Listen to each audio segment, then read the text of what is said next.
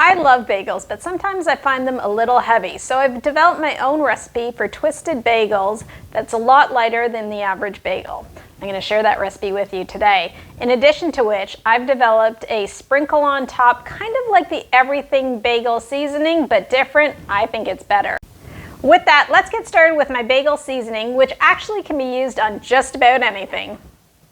The quantities I've provided in the description box below will give you 3/4 of a cup of seasoning, much more than you need. We're going to start with black poppy seed, followed by salt, and then granulated garlic, not the garlic salt.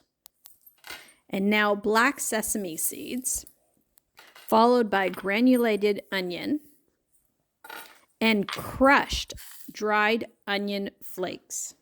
This mixture will cost you about 30 to 40 cents, but to buy will be about $8. I generally pour it into a mason jar and shake, shake, shake, shake, shake. We're using some of it for the bagels, but you can use it on just about anything. Now that we've finished our bagel seasoning, we're going to move on to putting the dough together.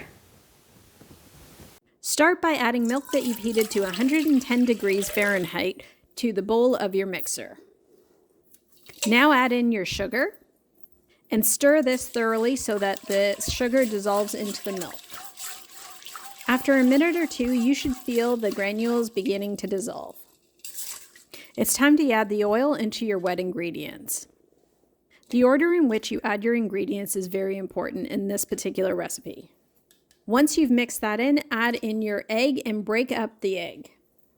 Mix your egg into the wet ingredients by breaking the yolk and continuing to stir thoroughly until you get a uniform mixture.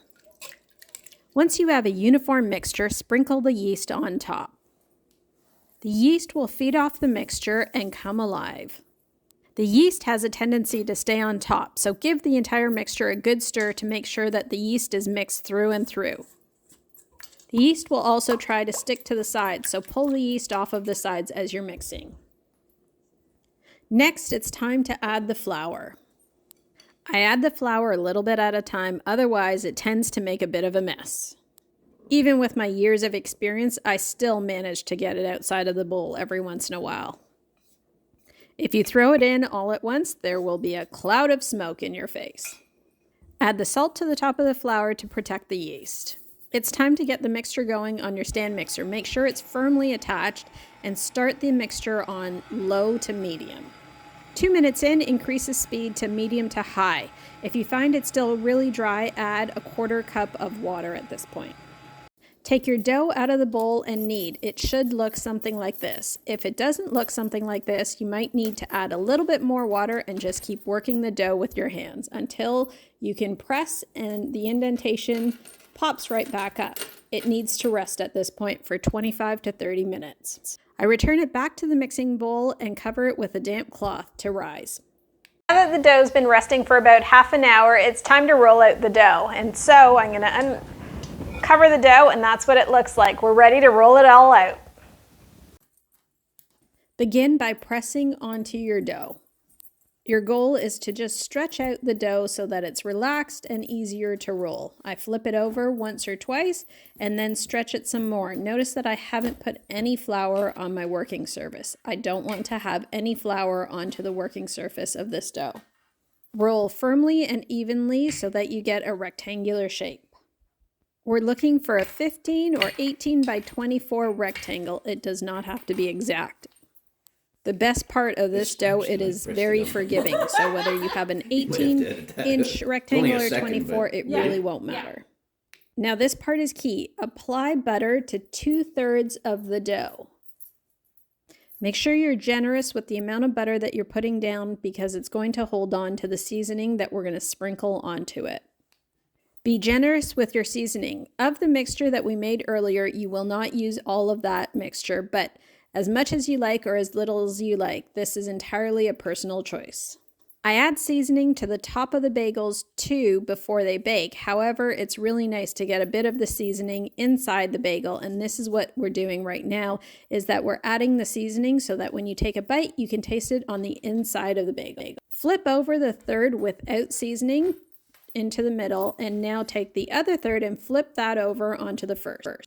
The dough is pretty stretchy at this point, so feel free to Handle it with a little bit of aggression. I cut 12 to 14 strips out of this recipe. If you'd like a bigger bagel, reduce it down to 8. Don't worry if the strips aren't even, it will all form into the perfect bagel in just a few minutes. As you're slicing through the dough, make sure that your cuts are through and through so that you can separate each slice from each other. It's time to form the bagel. Twist, twist, twist, and then bring the two edges together and firmly press down and roll. Let's do that again. Pull apart, now twist, twist, twist, and bring the edges together and firmly press down so that they stick together and place on your baking sheet. The baking sheet does not need oil or flour. Now that the bagels are twisted and shaped, they're ready to rest for about 10 to 15 minutes, and in the meantime, I'm preheating the oven. These then go into the oven for 18 to 20 minutes. I'm putting on an egg wash now, but I'm also going to change a few of them by adding a few chili flakes so that they have just a little bit of a spicy hint to them. And the egg wash really lets the chili flakes stick to them. There you go. Your kitchen should begin to smell absolutely delicious as you take these out of the oven. 18 minutes in the oven at 365 and you've got delicious golden brown light bagels. For more interesting, great, innovative recipes, please subscribe to my channel and I'll see you soon. On that note, have a great day, but before that, I've got to have a little bite. Got to try out our own recipes. Definitely worth trying.